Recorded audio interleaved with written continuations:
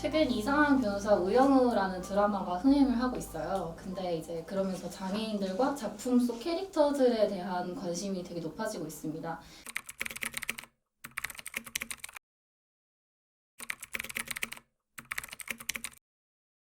권모술수라는 별명을 가진 권민우라는 캐릭터에 대한 관심도 높아졌는데 다른 것보다 공정과 상식이라는 이 자체의 키워드 그리고 사회 주제에 대한 최근의 일부 청년 세대의 이면이라고 할까요? 그런 걸 보여주는 것 같아서 좀 많은 공감대를 샀던 것 같아요. 그래서 어떻게 시작을 하게 됐었죠? 사실 처음에는 저희도 이제 지하철 전장년 시위로 이런 아이템을 하자 이렇게 했었는데 이제 통계학과에 재학 중인 학우분이 저희에게 이제 우리 학교 내에 있는 배리어를 다 일일이 조사하셔서 저희에게 마침 제보를 딱 해주셨더라고요. 이게 한편으로는 참 너무 감사하고 대단한 일이지만 좀 민망했던 부분도 사실 있었던 것 같습니다. 우리가 직접 캠퍼스를 돌아보면서 확인을 해야겠다고 생각은 했었는데 네. 그걸 누가 먼저 솔직히 꺼내긴 맞죠. 어려웠잖아요. 우리 캠퍼스 면적이 진짜 넓고 네. 심지어 좀 부산 캠퍼스 같은 경우는 산지에다가 다니면서 확인하기도 힘들어서 우리는 그때 하나하나 마감에 지느라 그냥 언젠가 하자라고 했었는데 그분이 뭐 제보할 게 있다길래 뭔가 사건이 생겼나? 이러고 그냥 제보를 받았는데 갑자기 지도를 들고 와가지고 몇백 개가 있더라 몇십 개가 있더라 이런 걸 조사해서 하는데 사실 우리가 두 번째로 팩트체크하면서 돌아다니긴 했는데 이미 완성하셔서 우리로서는 기사 쓰기 정말 어렵지 않은 기사여서 맞아요. 부산시에 리프트가 있는 게 2호선밖에 없다고 해요. 그리고 1호선에 그렇게 역이 많은데 저희 1호선 제일 많이 타잖아요. 네, 부산대역부터 동래 막 서면까지 되게 부산 지역을 뭐 시내라고 할 수 네. 있는 데가 다 1호선인데 거기 리프트가 하나도 없고 그냥 2호선에만 있는 거예요. 우리가 이제 취재한 걸 보면은 137곳의 장벽들이 있었어요. 그죠? 네, 맞습니다. 단차가 78개, 네. 통행폭이 26개, 마감 부실이 26개인데 이게 그냥 단어로 이렇게 말하면 좀 이해가 안 될 것 같아요. 진짜 가보셨으니까. 네. 저 같은 경우에는 이제 좀 제일 힘들었던 구간을 조금 말씀드리자면 문창회관에서 이제 새벽별 도서관으로 가는 길에 이제 인도를 이용해야 하는데 그 인도 자체에 우선은 단차가 있었습니다. 그래서 이제 저는 전동 휠체어를 탔음에도 불구하고 그 단차 때문에 인도를 아예 이용할 수조차 없었어요. 없어요. 차도로 내몰렸습니다. 거의. 우리가 이건우 씨 인터뷰를 다시 또 했잖아요. 네, 맞습니다. 그래서 한번 같이 보고 기억이 좀 옛날에 했었으니까 와서 다시 얘기를 좀 해볼까요? 네, 좋습니다. 좋아요. 안녕하세요. 저는 부산대학교 통계학과 다니고 있는 이건호라고 합니다. 이제 배리어라고 하면 그게 두 가지로 나눌 수 있다고 생각하는데요. 인도 부분과 그리고 건물 내부 그 중에서 저는 건물 밖에 인도 부분을 중점적으로 조사를 했습니다. 날짜는 4월 9일 날 토요일 날 했고요. 부산 캠퍼스 전체를 다 조사했습니다. 학교를 몇 년 다녔다 보니까 지리도 잘 알고 있었고 또 평소에도 배리어들이 어디에 있는지 어느 정도 알고 있었기 때문에 그렇게 시간이 많이 걸리진 않았고요. 그날 아침부터 시작해서 한 5시간 정도 돌아다녔던 것 같습니다.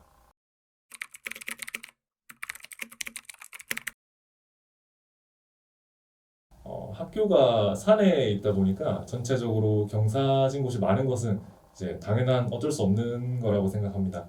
그러나 수정이 가능한 부분들, 인도의 시작과 끝이라거나 아니면 건널목과 인도가 연결되는 부분들을 단차 없이 눌려놓는 것, 이 가장 우선적으로 개선이 돼야 된다고 생각합니다.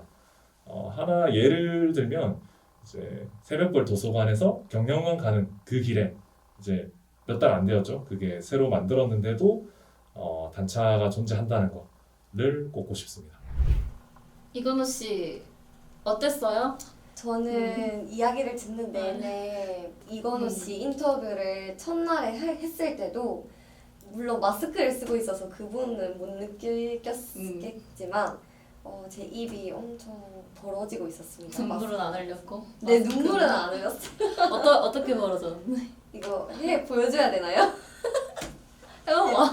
궁금하다. 이렇게 저희가 또 20대들의 생각은 진짜 어떤지 저희 주변에 있는 사례들만 좀 모아봤을까봐 그래서 우리가 진짜 모르는 20대들을 만나서 인터뷰도 해봤잖아요. 그 20대들은 어떤 생각을 가지고 있었을지 한번 봅시다.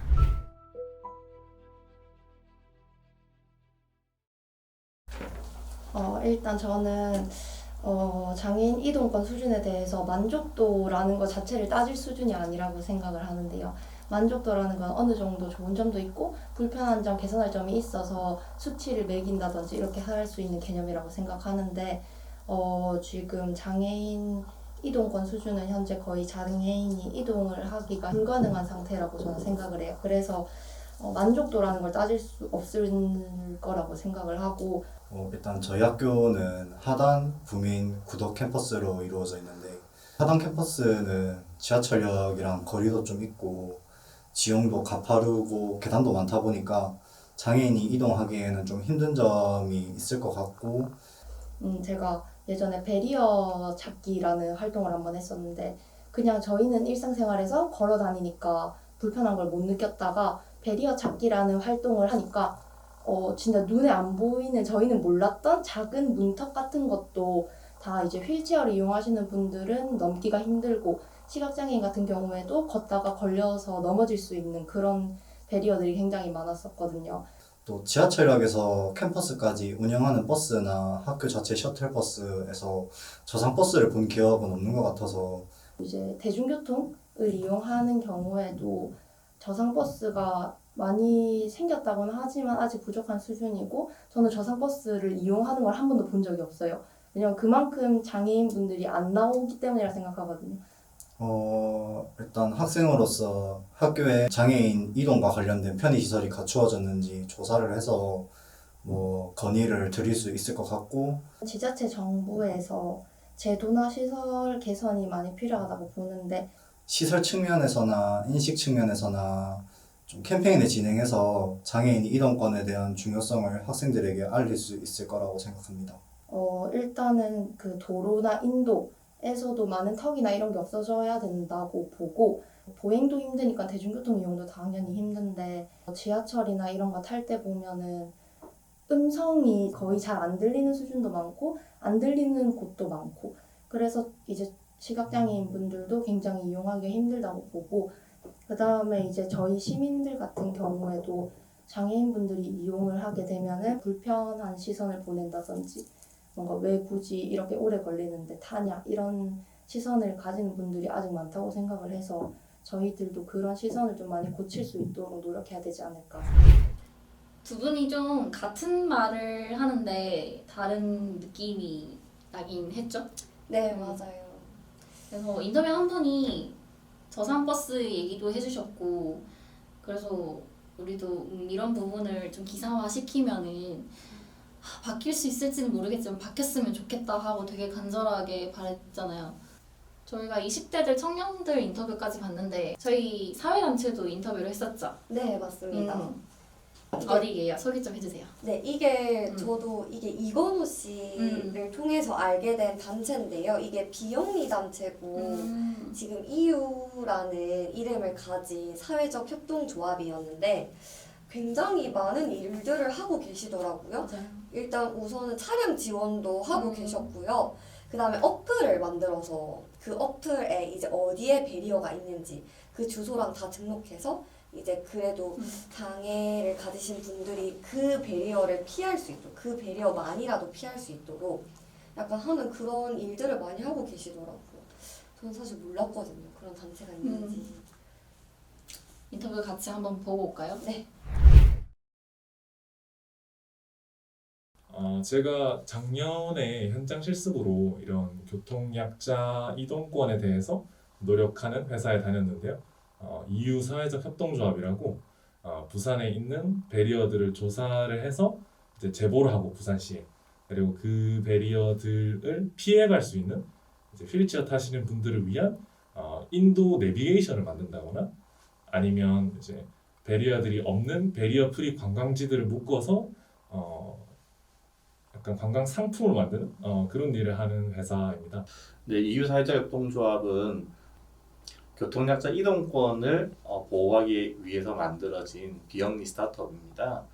그리고 저희가 하는 일은 이제 부산에서 시작됐지만 지금 전국적으로 교통약자들의 이동하는 과정에서 이동의 문제점들을 발견하고 그리고 그 해결책들을 발굴해내는 그런 전체를 디자인하는 회사라고 봐주시면 제일 좋을 것 같습니다.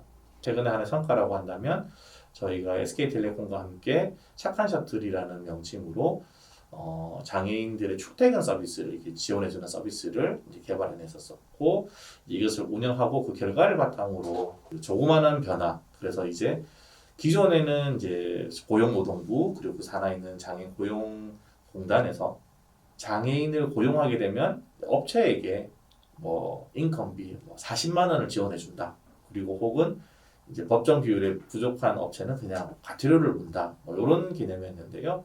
저희가 이제 주장한 것은 실제 장애인의 취업이 그것 말고도 장애가 다른 것이 있지 않을까. 특히 문제가 되는 것이 아마 부산 같은 경우가 대표적이지만 원도심 내에 그리고 이 도심 내에 그런 공장들이 없는 경우가 많고 공장들은 보통 시외곽에 있는데 그곳은 대중교통이 되게 미흡하다 보니까 장애인을 채용하고 싶어도 그리고 장애인이 가고 싶어도 갈 수 없기 때문에 혹시 고용에 문제가 있는 것은 아닌가라는 화두를 던지게 되었었고 그리고 그 부분을 해결하는 서비스를 제공함과 동시에 저희가 지금 부산에서는 한 3개 노선을 운영하고 있는데요. 그러면서 발달 장애인들이 약 20명이 취업을 하게 되었습니다. 그리고 지금 신규 노선이 8월달에 2개 노선이 더 생기게 되는데 이 과정에서도 약 20명의 신규 고용자들 그리고 많은 곳에서 이런 요청이 오고 있습니다.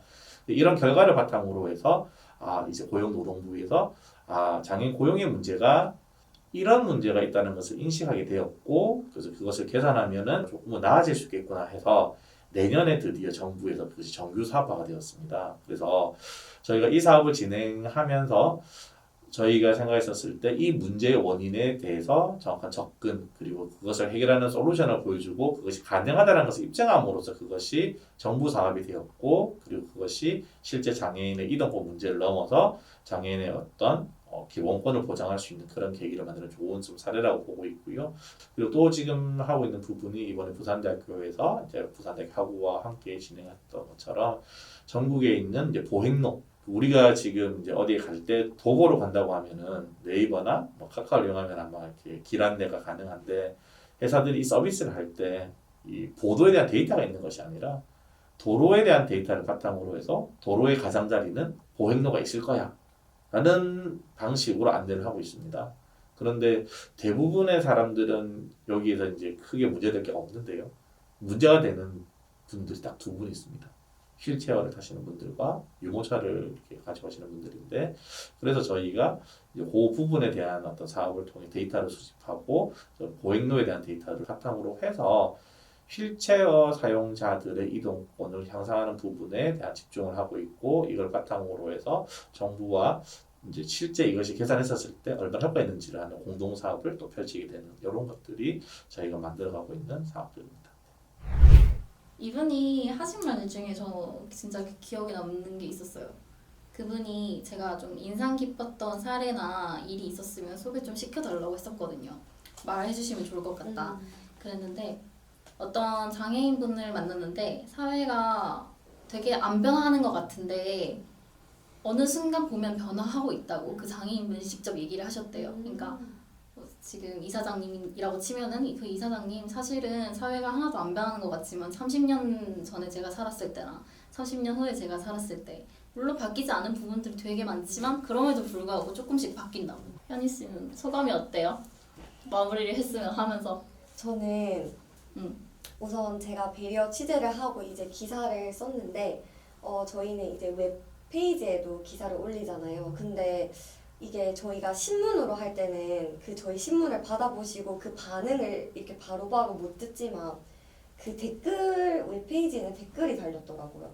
근데 그때 뭐 좋은 기사 감사하다고 막 이런 부분에 대해서 한 번 더 생각하는 계기가 될 수 있었다라고 네 그런 댓글을 봤는데 솔직히 그런 댓글 그 한 명이라도 그렇게 느끼셨으면 진짜 그런 사실 인식이 좀 개선이 돼야 우리 사회에 있는 배리어도 그렇고 그냥 전반적인 이동에 대한 배리어도 고쳐질 수 있는 게 아닌가 했어요.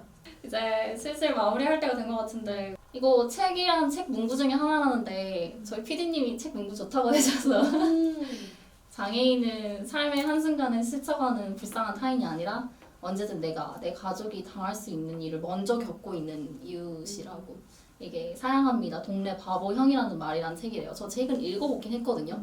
이 문구가 있었는지는 사실 기억이 안 났는데 불쌍한 완전한 타인이 아니라 언제 미래이다. 그리고 누군가 이웃, 나의 이웃이라는 생각을 가지고 있으면 좋을 것 같아요.